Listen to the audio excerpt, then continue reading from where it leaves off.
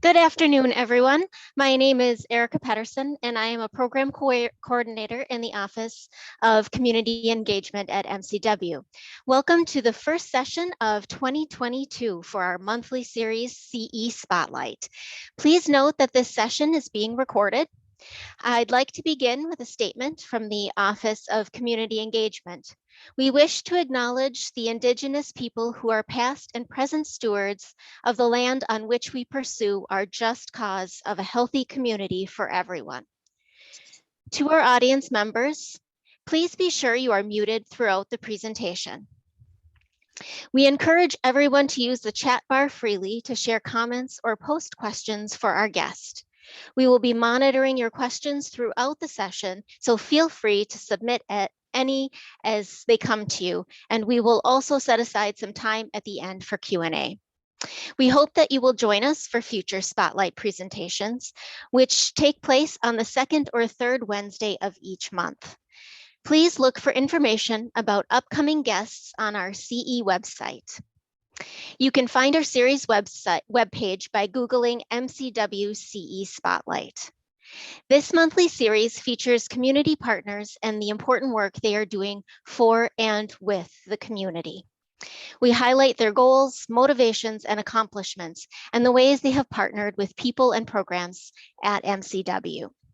Today, we are deeply honored to have DeDe Williams as our CE Spotlight guest. At this time, I would like to introduce our Senior Associate Dean for Community Engagement, Dr. Stacy Young, who will say a few words about DeDe's important work for the community and her partnership with MCW. Dr. Young, the floor is yours. Great, thank you so much, Erica. And I just have to say, that is some fantastic opening music. I don't know about others, but it's an enjoyable way to start a meeting. And I saw some great comments in the chat about that. I know I saw some shoulders shimmying and some smiles around the room. So I think if we can get meetings and conversations started with things like that, I think it's great. So excellent selection for that. So it's my pleasure to say a few introductory words about Ms. DeDe Williams. Ms. Williams has more than 25 years of experience working in the nonprofit sector of health and education. The focus of her work addresses health disparities and achievement gaps. In her current role as the executive director for the Milwaukee Area Health Education Center, known as AHEC, she is responsible for recruiting and mobilizing a diverse pipeline of healthcare professionals, identifying, cultivating, and securing prospective sponsors and strategic alliances, and partnering with advocacy groups to increase engagement within local healthcare clinics and systems. Ms. Williams also serves as liaison to governmental agencies focused on diversity and health disparities. She directs an array of training programs, including the AHEC Scholars, Aging Mastery Program, Community Health Internship Program, known as CHIP, Youth Health Service Corps, and Interprofessional Case Competition. Since 2004, these training programs have been an invaluable resource for over 75 MCW medical and pharmacy students. In addition, MCW faculty have benefited from having 60 CHIP interns advance their research over an 8-week summer program. Ms. Williams was a key part of an AHW-funded project entitled Integrated Public Health Nursing Training and Internship Program, which equips nursing students with improved understanding of public and community health issues. Ms. Williams was recognized last year as a recipient of the MCW President's Community Engagement Award. She is an active member of Mount Carmel Missionary Baptist Church Praise and Worship Team and Choir, and is often seen with her 4 children volunteering for community service in the greater Milwaukee area. I will now take the time to introduce today's facilitator, Dr. Joni Williams. Dr. Williams is an associate professor in the Department of Medicine at MCW within the Division of General Internal Medicine and with the Center for Advancing Population Science.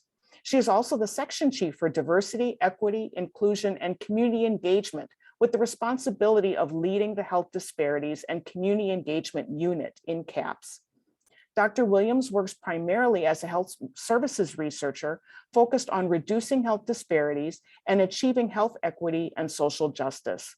She has more than 13 years of experience in community-based research, leading clinical trials to implement patient-level behavioral and social support interventions, and observational studies to assess social determinants of health in adults with type 2 diabetes. Dr. Williams is currently engaged in projects aimed at mitigating stressors associated with multiple caregiving responsibilities in non-Hispanic Black women with type 2 diabetes, and several focused on optimizing health outcomes for historically oppressed, marginalized, and under-resourced populations. Relevant to today's community engagement spotlight, Dr. Williams is the academic principal investigator on a community-based workforce development grant funded by the Advancing Healthier Wisconsin Endowment and in collaboration with the Milwaukee Area Health Education Center. The project is focused on introducing nursing students to public health and the social determinants of health to promote community health nursing and improve population health. Thank you very much for joining today's session as our facilitator, Dr. Williams. And with that, I will turn it over to you. All right. Thank you so much, Dr. Young. And I definitely share your sentiment about the opening music. And that's actually one of the things that DeDe and I share in common is a love for music. So it's probably good that you stopped it when you did, or you might have seen one or both of us cut a step real quick. So, so thank you very much for that introduction. And welcome everybody. It is my pleasure to have this conversation this afternoon with DeDe Williams, one of my favorite people here in Milwaukee. I think she's actually one of the few people I've known since I've been here in Milwaukee. We met shortly after I relocated here from my home state of South Carolina, and we were attending a community engagement meeting actually in Frederick. I don't know if you remember that or not, DeDe. But we sat beside each other. We had a wonderful conversation. And from there we exchanged, actually, I don't even think I had business cards. You gave me your card and I wrote my information down on a piece of paper for you. And we've actually kind of been together ever since. And now I am a board member at the Milwaukee Area Health Education Center, where DeDe is the executive director. So we actually have been able to bond over the years, and I'm looking forward to many more years of good things to come. All right, so enough about me and our connection. Let's get right into it, DeDe. So I think it's important for everybody to get to know you and who you are, and get to know the person who I have grown to love. So why don't you start out by telling us a little bit about yourself? Who is DeDe Williams? All right, so we can go to the next slide, and you guys don't laugh too hard at the next slide. So it's funny, like on my business card, it says AzureDe Williams, and no one calls me that. As long as I've worked in Milwaukee, everyone knows me as DeDe. When I hear AzureDe, I just get these flashbacks from childhood, and I'm in trouble, and I'm hearing AzureDe Monet crimes. But this is who I am. At my core, as a young person growing up, I loved basketball. I just knew I was going to go into the WNBA. I am born and raised, proud to be a product of Milwaukee. Growing up with two parents and very strict upbringing, it was instilled in us that college was not an option. It was mandatory for all of the crimes children to attend college. And for me, college was just a means to the WNBA. So growing up, I struggled in school, but no one really knew what was going on until the 6th grade. Back then, when I knew my grades weren't up to par and I was struggling, I just negotiated my way through my grades. I think now looking back, I know that I was an aggressive communicator because I knew I couldn't go home with lower than a B. It wasn't until the 6th grade that I got diagnosed with dyslexia. So then flash forward, I'm in high school, and it's now time where you're meeting with your guidance counselor and you're discussing, okay, what's going to happen after high school? And sharing my vision, my dream, my guidance counselor told me that, you know, college might not be right for you. Maybe we need to lower your expectations and first go to a junior college, see how you're doing, and then transfer. So for me, that was devastating. I went into some slight depression, but my parents were not having it. So every Saturday I was down at the library downtown studying for that ACT. So when I got accepted to UW-Madison, it wasn't because I was Black, because I'm a female, because I was a student. It's because I did very well academically at Nicolet and I did well on my ACT. At UW-Madison, I was a double major. Just think of that, you know, a person who thought with dyslexia I wouldn't be able to handle it. I majored in behavioral science and law, minored in psychology, and earned a criminal justice certificate in 4 years. And I made it a point, being the petty person that I can sometimes be, I went back to Nicolay and did a special seminar for those minority students, utilizing our state representatives, our National Black Panhellenic Council, to share with them, hey, anything is within your reach. Don't give up on yourself. Believe all things are possible. And so who am I now? I'm a person who has 25 years in health and education. And as you go into the next slide, in preparing for this, Doni, I was thinking about, like, man, what are all the things, all the skills and assets I've learned in these 25 plus years? And I'm like, you know what? You've had 4 years of teaching. You know what it's like being in Milwaukee public schools. You developed curriculum for Wisconsin Lutheran College. You've done academic advising for first generation underrepresented students with the TRIO programs at UWM. You developed programming and outreach for HIV with young women of color at Planned Parenthood of Wisconsin, and talking about women's health and reproductive health. You've worked with American Heart Association, really talking about health disparities and coming up with innovative ways to meet the community where it is, to create action plans and deliver on it. And now here you are combining these two worlds of health and education at the Milwaukee Area Health Education Center, you know, and really developing our health workforce. So that's who I am. I am all about health and education. Next slide. So DeDe, thank you so much for telling us about how your story began and kind of how you gotten to where you are today. Somebody in the chat put #winner, and I totally agree with that. Definitely a #winner. And I'm so glad I learned some new stuff about you today. And I'm so glad the WNBA did not get you, because we would not have had your 25 years of experience in health and education. So I'm grateful that you actually went the route that you did. And you showed how, you know, studying early and getting those small wins actually led to a lot of success, particularly when you don't always have everybody, you know, to support you who are in your corner, and how you can turn what might be perceived as adversity or challenges into success. So kudos to you for the journey that you've led so far. So tell us a little bit about the path that you're continuing on now. What's going on with DeDe at this point? So right now, my path begins with the story of Bobby. The reason why I am here at Milwaukee AHEC is all about Bobby. Bobby lost his mother at an early age of 4. He was the youngest of 8 siblings. So after his mother passed, some of his siblings took on caretaker role, on additional relatives also took on that role until his father remarried when he was 6 years old, and then they moved to Milwaukee when he was 8. You go to the next slide. Bobby attended North Division High School. So when we talk about Milwaukee and the statistics we see, the story of Bobby illustrates it very well.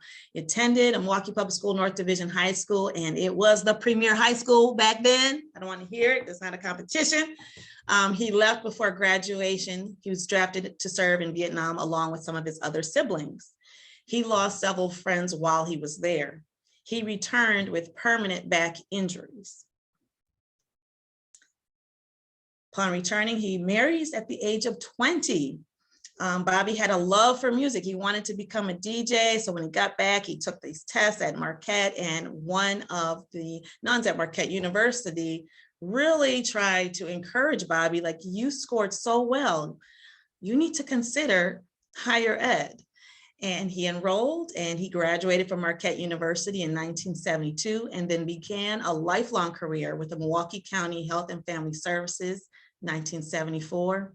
And then before he knew it, he had 3 children by 1979. And as time changed again, in 5 years, he had 5 major life events. Bobby was forced into retirement after there was a huge pension scandal with the Milwaukee County. He found out he was going to be a grandpa, his first grandchild. He was super excited. He was probably more excited about the announcement of this grandchild than all of his kids graduating from college.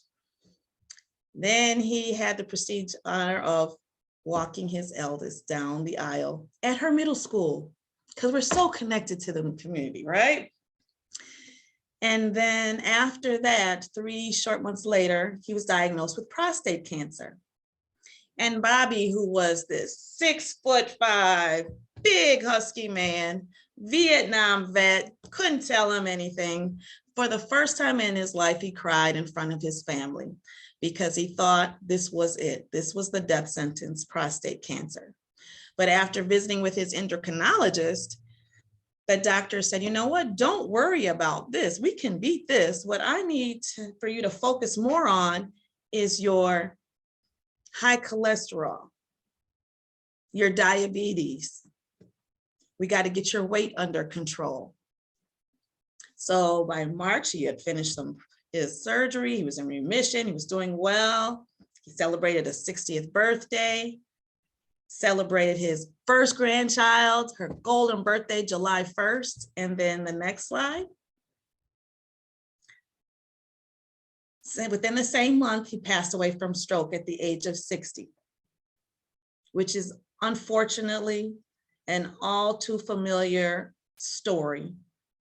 statistic that we see in Milwaukee. Premature deaths from heart disease in the African-American community among our African-American men. Bobby was my father. Bobby is the reason why I'm on the path that I'm on right now. When he was diagnosed with prostate cancer, unfortunately, when he left that visit, he left with a paper flyer that was printed in black and white that looked like it was reprinted. He didn't have an opportunity or felt comfortable asking questions, seeking further understanding, caused him to go into some depression.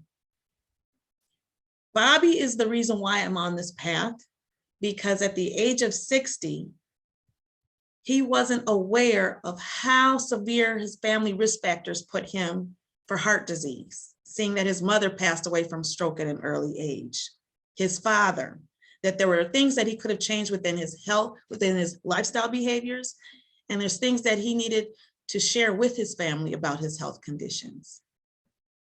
Despite being a college grad, it did not prevent him from this premature death. Bobby, my father, is the reason why I'm on this path at Milwaukee Area Health Education Center of Wisconsin. If you go to the next slide. Our mission is to increase the diverse distribution of health professionals, and we do this through our strategic partnerships. We work across all academic institutions, health systems, health departments, community-based organization, whoever is committed to health equity. And we're doing this to improve the health outcomes in southeastern Wisconsin.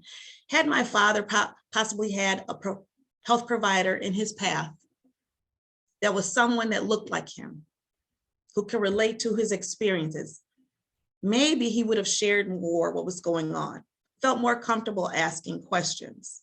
Maybe that could have had an impact. If he knew about additional resources to help him change his lifestyle behaviors, to help him manage his diabetes, his high cholesterol, to help him lose and manage a healthy weight, maybe that could have extended his life or improved his health outcomes. The mission of Milwaukee AHEC is very personal to me, because I want to see our community thrive and be productive for future years. Go to the next slide, please. Milwaukee AHEC, we've been a catalyst since 1992. We're like this quiet, kept secret. And I'm so thankful to the Medical College of Wisconsin and Community Engagement Department for allowing us this platform to share all the great programming that we do provide.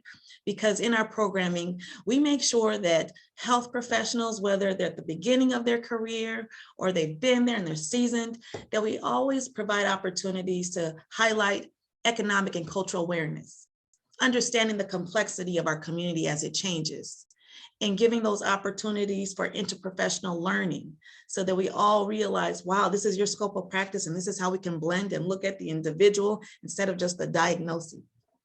Thank you. You can go to the next slide. Wow, DeDe, thank you very much for sharing Bobby's story. Thank you for sharing his life and his legacy and how his life experiences actually propelled you and motivated you to pursue the career path that you've chosen. So thank you so much for being vulnerable and opening up and sharing Bobby's story. We really appreciate that. And then you also mentioned Milwaukee AHEC, one of the things that we share in common. I have to share, before moving here, I'd heard of AHECs, in the past, because I know that there are different regions and stuff for the different AHEC centers. But when I got here, it was when I really learned how instrumental AHEC is in the community, and particularly here in Milwaukee, where you just expressed the mission of Milwaukee AHEC and how fundamental the work of AHEC is needed here in Milwaukee. Can you share with us a little bit about the impact that Milwaukee AHEC has had in the community? I know you said it's been a catalyst since 1992, but share a little bit more about it so we can learn from you about the center. Sure. So we have 3 pillars of programming. One of them being that we serve to connect our students to professionals. So we have 2 signature programs, one Youth Health Service Corps and Health Science Occupations Curriculum, where we go to the community. We are inside of Milwaukee Public School. We're inside of a private school, Mesmer. We used to host workshops that schools could contact us, and we would do them for free just to expose students to this is the wide range of health careers that we need in our workforce. So these are just a couple of pictures of some of the things that we do. And with our current funding, we are only allotted 10% of our time and resources to dedicate to our middle and high school students, exposing them to health careers, providing mentoring experiences for them so that they are better prepared for post-secondary pursuits. So with that, we have served over, when you think about it, in the last 30 years, at some point we've provided services to 20,000 youth in the greater Milwaukee area and within our other counties, because even though we spend the majority of our time in Milwaukee, we also cover Waukesha, Racine, Walworth, and Kenosha.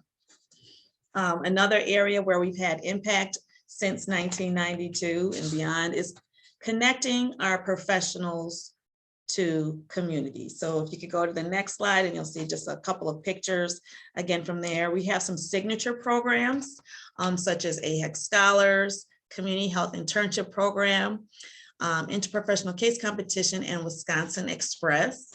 If you want a more detailed information about each of those programs, I'm going to strongly encourage you to go to our website, but this is where we spend the bulk of our time, 80%, with these programs.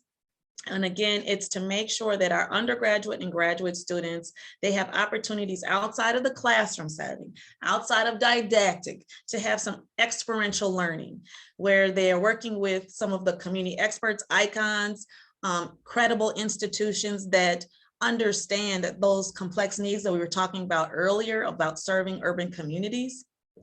So within AHEC Scholars, we really try to target students that are within the last 2 years of their program. So they're immediately entering the workforce and they're committed to being with us for 2 years. We provide additional curriculum where they are studying with students across the state. We have 7 AHECs in the state of Wisconsin. So it's another networking opportunity. And then we also connect them to community health projects. With our community health internship program, that is an 8-week paid program. And those students can be placed within health systems, health departments, clinics, community-based organizations, even groups that you wouldn't directly connect with health, such as like the Milwaukee Art Museum. But these students, again, are translating what they're seeing in the classroom into some real life examples. It's very hands-on. They walk away with something that not only builds their resume, but also is building their heart, their ability to have compassion and empathy for others. And we take special days, a Friday each week, to do professional development where we have guest presenters, some of which are from Medical College of Wisconsin. We also do things such as our interprofessional case competition, where students try to create their own teams, or we help them, and they're working with students with different disciplines, and they're reviewing a case study, making recommendations, and they compete at the regional level for each AHEC center. And then they make it to the state level, where they present in front of a group of judges that represent different disciplines and community partners, and they are able to receive a financial award. And then our last signature program that helps our college students get into the community is called Wisconsin Express. And it is a multi-day cultural immersion program where they have a resident requirement, where they get to stay within that region. They're going behind the scenes to understand social determinants of health and special populations. And they're learning about innovative programming, more patient-centered models. Every year, we're just so excited to offer that program. And then if you go to the next slide, our last area of impact is how we are helping to connect our communities to better health. And all of the programming, I can't say there's a favorite area of programming, but if someone really held my arm behind my back, I would have to say that I really enjoy the way we're able to connect our communities to better health through our Aging Mastery program and our Community Health Worker Training program. We're only supposed to work 10% of our time towards that and our resources, but thankfully through new grants, thank you again to Advancing Health Area Wisconsin Partnership Program for having the foresight to support community health worker expansion statewide. We've been able to grow that program. So Aging Mastery program is an evidence-based program developed through the National Council on Aging. We were doing this program in Public Housing Authority through the city of Milwaukee. That program was initially designed for rural white populations. Milwaukee AHEC, and with our Director of Community Health Clinical Linkages, Harvey Paddock, we saw that curriculum and we're like, you know what? We need to adapt this because our seniors in the urban communities need this information as well. And we had a resounding, super positive response to this program.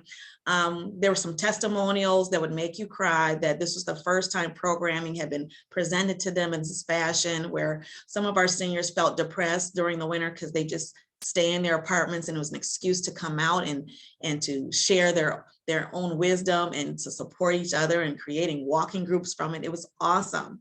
And with our community health worker training program, we see since this pandemic how valuable CHWs have been in providing accurate information to our communities that have a huge distrust of healthcare systems, to increase the knowledge about the vaccine, to address some of the other concerns they have that are preventing them from seeking care and getting the vaccine. So with the community health worker training program, we're so glad that other partners are coming along on this journey and seeing their great value to our healthcare teams.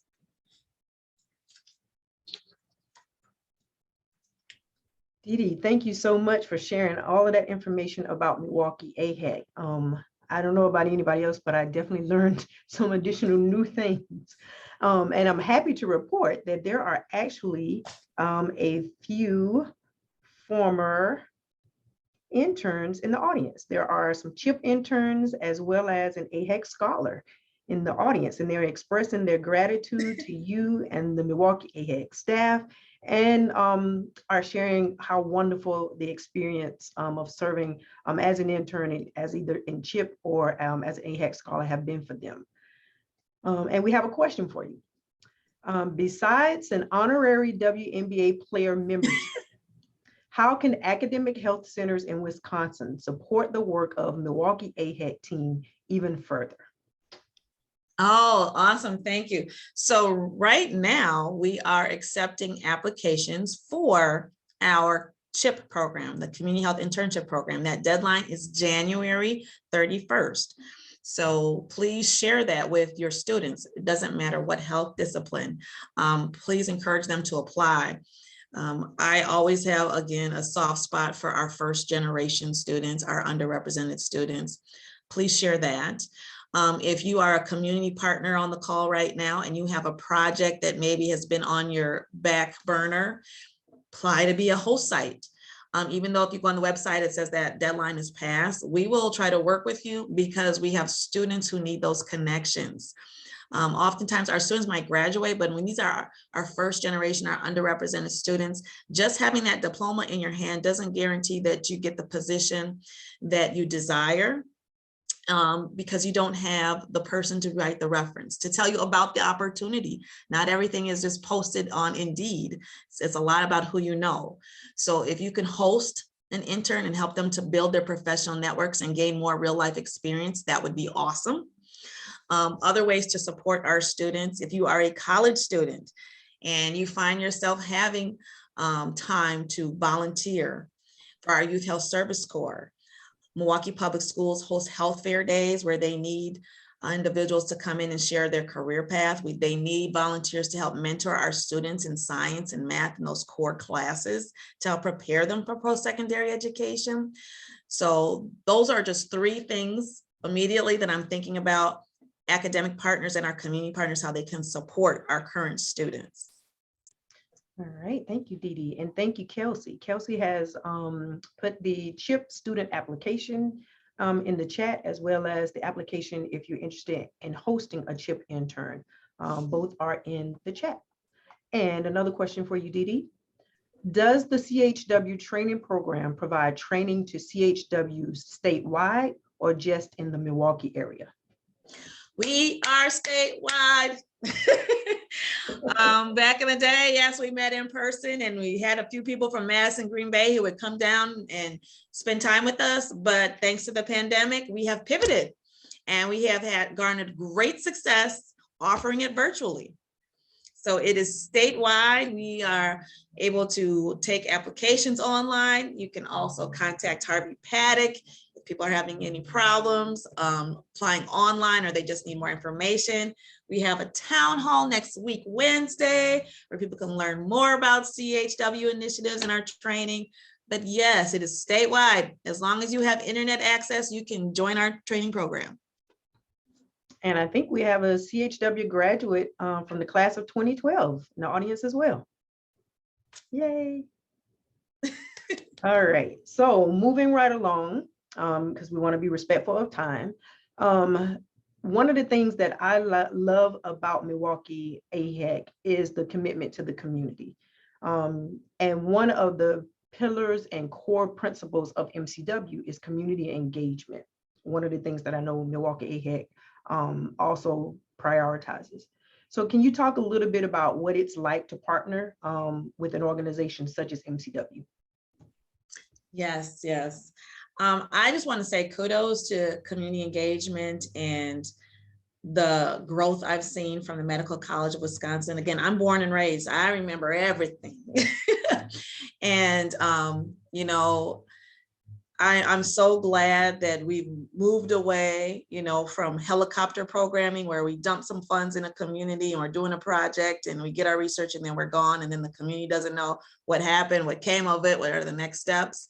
To me, that has not been my experience, and I'm so glad to see the commitment from Medical College of Wisconsin in improving the health outcomes for all. For me, and for our team, I speak on behalf of the entire Milwaukee AHEC team. We have received support in terms of leadership from the Medical College of Wisconsin and making sure that we have a succession plan for when a representative from MCW serves on a board. We immediately know who's stepping in and how do we identify another candidate who has the same passion for our mission as our team, as our staff. And I just have to say kudos. It's so awesome to have that leadership. Tiffany Frazier, I call her my real boss. You know, besides my father, she's probably the only person who intimidates me. She keeps me accountable because I'm one of those people that just gets distracted. Like I see the yellow brick road and then I see this golden ball and I go off the yellow brick road and Tiffany redirects me back onto the path. And now she's sort of passing that torch to Joni, who now will be my best buddy, because there's so much work to do and I have so much excitement working with partners. But when you have board representation like this dating back years, really to the inception of our agency back in 1992, there has never been a gap of representation on our board of directors from the Medical College of Wisconsin. Going to the next slide. In terms of helping to make sure our pipeline is ready, we can't have undergrad and graduate students if our high school students don't receive the proper preparation, exposure to the different health careers. We wouldn't have anything to stand on. So again, Medical College of Wisconsin has been standing side by side with us on this journey. The Youth Health Service Program began in 2008, and in 2011, the Urban Pathways Community Health Program stepped in and said, you know what? We want to make sure our students have an opportunity to pay it forward, have a project off campus that gives them some leadership training and opportunity just to give back. And so they've been partnering with us at James Madison, and we call it JMAC. James Madison is a Milwaukee public school, and these medical students run the show. As wonderful, Suzanne, as you are, Suzanne Letelier is our Director of Community Health Programs. As wonderful a staff person she is, and so youthful. She has such physical prowess. I mean, she does triathlons, okay? With all of that, it makes it so much easier when we can rely on these medical students to come in and help lead labs, workshops, mentoring, scheduling, field trips, because they're in closer age to our high school students. They serve as excellent mentors, and they're able to keep it real and say, this is what I had to do. Don't give up. This is how you advocate for yourself. Let's work on that college essay. We could not do YHSC. We could not give it the justice it needs without that partnership.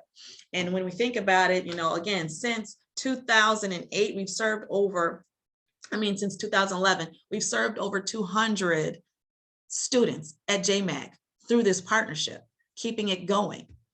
If you go to the next slide, Freighter Hospital and the Medical College, they've helped our undergraduate and graduate students with our CHIP program by submitting some projects that are meaty.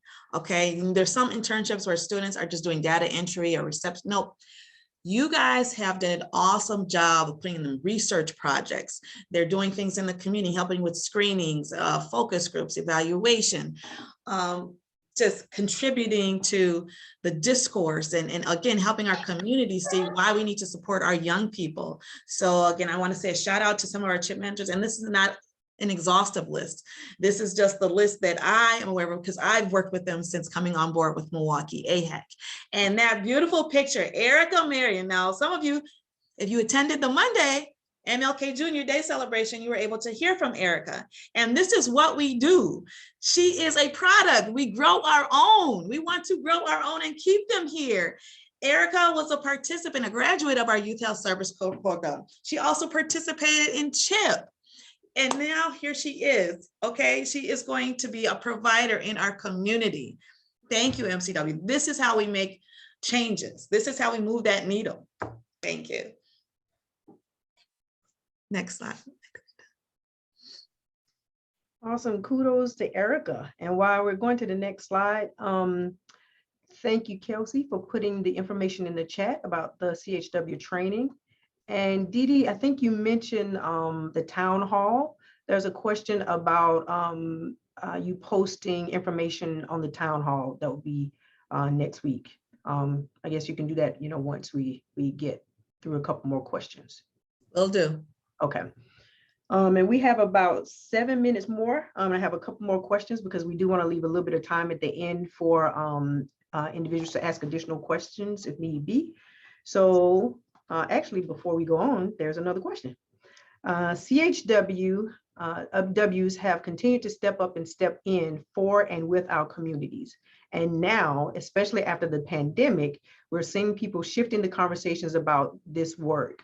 Really curious now how to keep uplifting CHWs.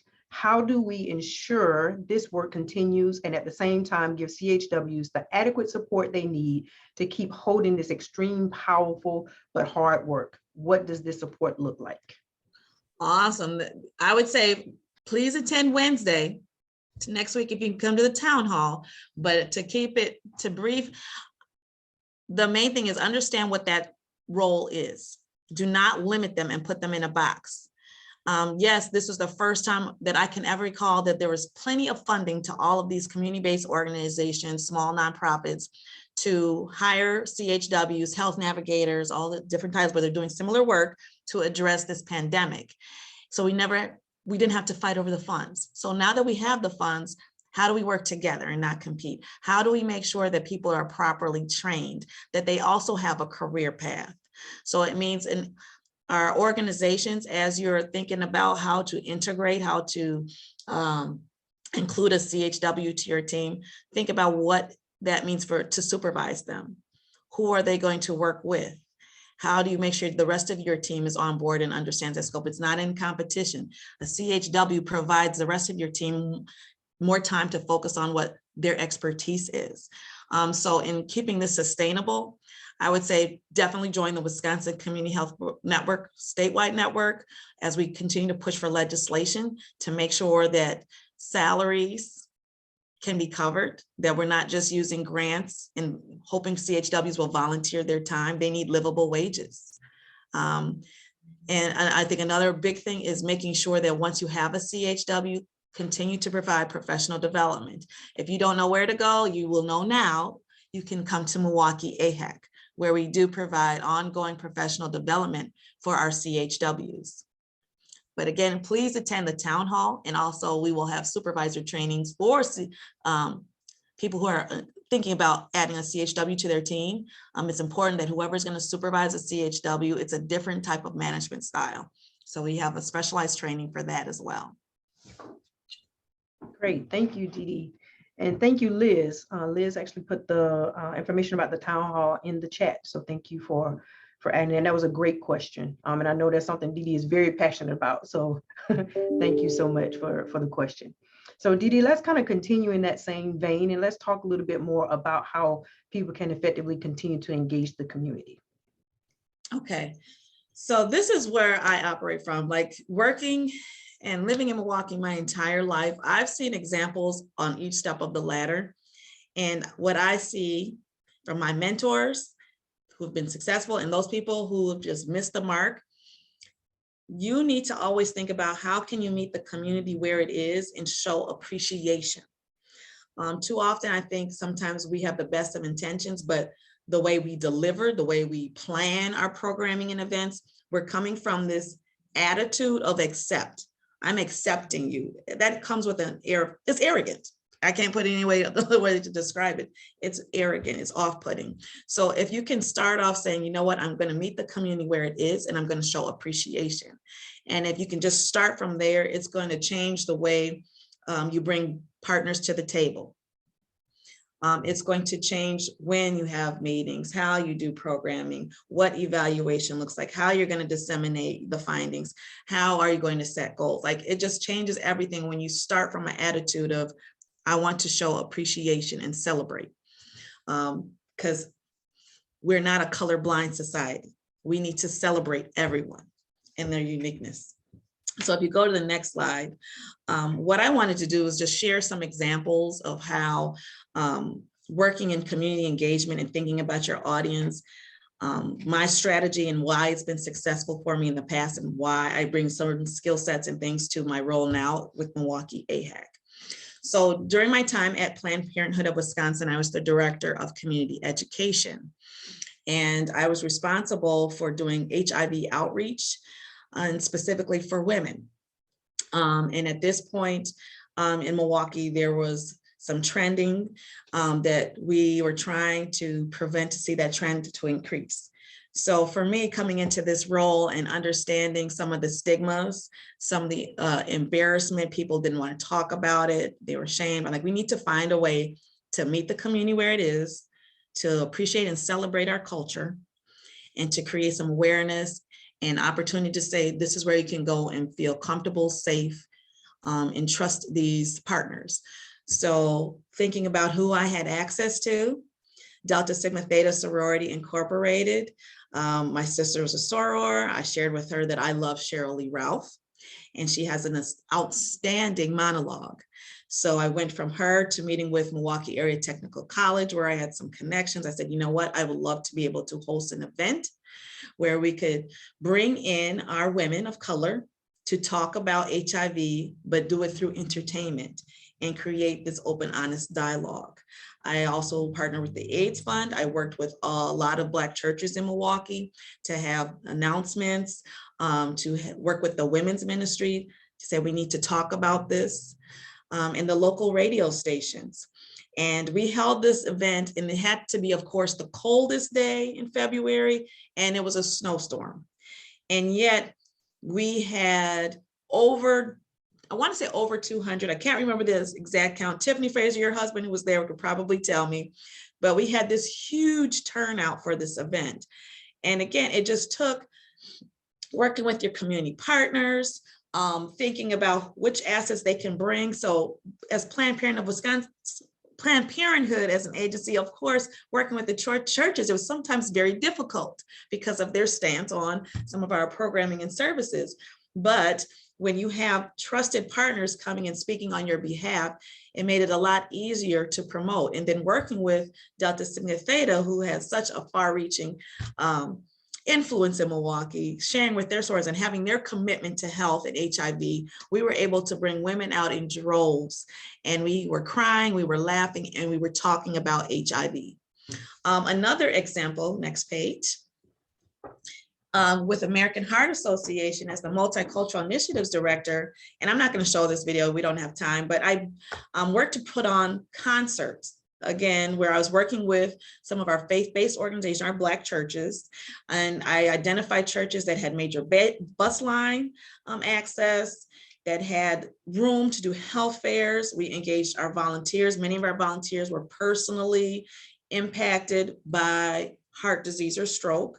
We had different health vendors there. We did screenings. But that event was a way to acknowledge the distrust of healthcare and outsiders.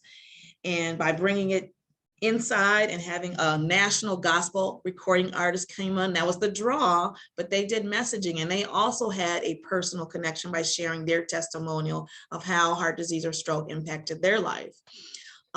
And we did this for many years, and I'm so grateful for that experience, because again, those partnerships I've now brought on to Milwaukee AHEC. And if you go to the next slide, I was also responsible for doing programming to reach our Hispanic audiences. And so for me, I didn't want to do another concert. I wanted to do something, again, outside of the box. So when I started thinking about things, I'm like, you know what? Going to the movies is a form of escapism. You know, not all of us are able to go somewhere during the holidays, go on weekends up north, or have a second home. Like, going to the movies is our family vacation. And I thought, well, how cool would it be if we could just transform this space and have health screenings, information about social service resources within a lobby setting.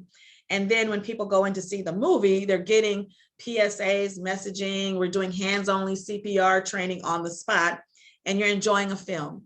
And we can bring the entire family out, and it's non-threatening. And we have our health professionals there who can continue to answer questions.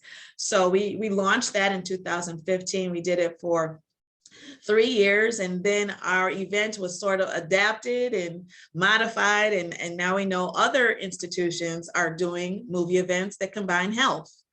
And when we initially launched this was just about reaching our Hispanic audiences. They were seeing first-run films in Spanish, so we were able to premiere Wonder Woman in Spanish. We had Cantina Flas, we had McFarland USA. We did things being, I always think about where is the community right now. So films were offered in English and Spanish, and it was family oriented. And the connections we made, we worked with partners like Mexican Fiesta, the Mexican Consulate, the Hispanic Chamber of Commerce, El Centro. We made sure everyone was involved and people knew this is a person I can turn to beyond this event. Thank you. Thanks. So DeDe, thank you so much for sharing those examples of some of the programming that you've implemented in community, and especially how you were able to make them culturally relevant to the communities that you were serving. So as we get ready to close out, tell us a little bit about how the pandemic has impacted the efforts of Milwaukee area AHEC, because I know here at MCW, you know, all of us are here navigating this pandemic together. So tell us a little bit about how you all are navigating it before we kind of get your closing thoughts. Yes. So we are a small but mighty team, and just knowing that we have a new office and we tend to be here probably maybe 2 or 3 days out of the week. So a lot of our staff, we work remotely to accomplish all of these great programs. But I would say the biggest way we've been impacted is our statewide training of the community health worker training, just making it accessible to all. Because again, with our CHWs, they're addressing so many things that, you know, we don't get addressed in the 10 minutes in a medical setting. We know that food insecurity, nutrition, housing, and transportation are major. And being able to offer this training statewide and give people resources to help them not only within their region, but sharing best practices across the state. It's a game changer. And making sure that they are well equipped to practice that motivational interviewing. It's quite different doing things via phone and just doing it virtually. So sharpening those skills, it's been a game changer being able to offer the statewide training virtually. Another way that this has changed is I want to give a shout out again to some of our partners in the community. If you go to the next slide, we've worked with Jump at the Sun, Milwaukee Health Department, the Housing Authority, City of Milwaukee, Alverno College and Marquette University to train some of our CHWs and other community mobilizers to do the door-to-door outreach. And when we started doing this programming, and I know the numbers haven't been updated to me yet, but this was back of September. We were doing programming from April through September. And I want to make sure I get the accurate number because it's very impressive. We had 50 CHWs trained, 396 residents were vaccinated at their doorstep. Along with doing vaccination education outreach, we also talked about home safety, and we were able to install 595 smoke detectors. So because of COVID, we've learned to partner and leverage our resources differently. MCW also partnered with me by having School of Pharmacy students as part of their project, their field placement, developing our COVID-19 training model. And we continue to use that training model. So for us, it's just, again, thinking about how do we leverage our resources? We know we can't do everything by ourselves. So finding those smaller agencies that sometimes are forgotten about in the midst of some of these bigger institutions, these well-known icons, but realizing these smaller institutions, they know their neighbors. They know the residents, they know when to do programming and where to do it and how it needs to be delivered, that tone, so that you can see the impact that those goals that we're going to meet those expectations. That's awesome, DeDe. Thank you so much for sharing about the efforts that you all have been conducting in the midst of this pandemic. And as we get ready to close out, I just want to thank you so much for sharing all of this valuable information with each of us this evening. I want to thank Dr. Young, Christine, Kelsey, and Office of Community Engagement for allowing me to facilitate this conversation. And DeDe, as you close us out, please share with us how we might be able to support Milwaukee AHEC. Promote CHIP to your students, become a host site, and then celebrate with us. We are having our 30th anniversary, June 23rd. It will be held at Alverno College. We are so excited. We have our co-founder, Dr. Daryl Pendleton, who will also be with us on that day. If you go to the next slide, just so you can sort of see where we've come from. Once upon a time, we were located 1 block west of St. Mary's Hospital of Milwaukee. Now we share space in the Innovation Wellness Commons with Walnut Way. And save the date. Please come, share the information, celebrate. It is going to be a party.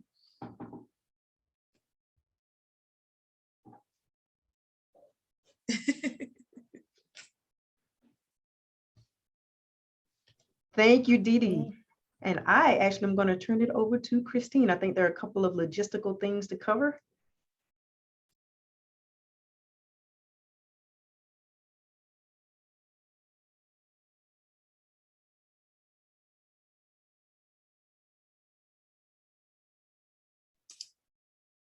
Thank you so much, Dr. Williams, and thank you so much, DeDe. What a fantastic presentation. I learned so much, and you both are so inspiring.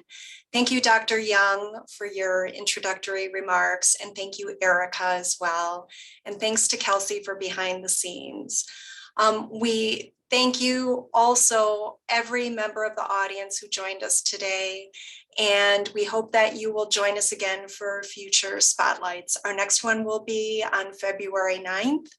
And also, everyone who had registered for today's session will be receiving a recap email in the next day or two, and that will include a link to the recording of this session, as well as some more links to some of the information we talked about today.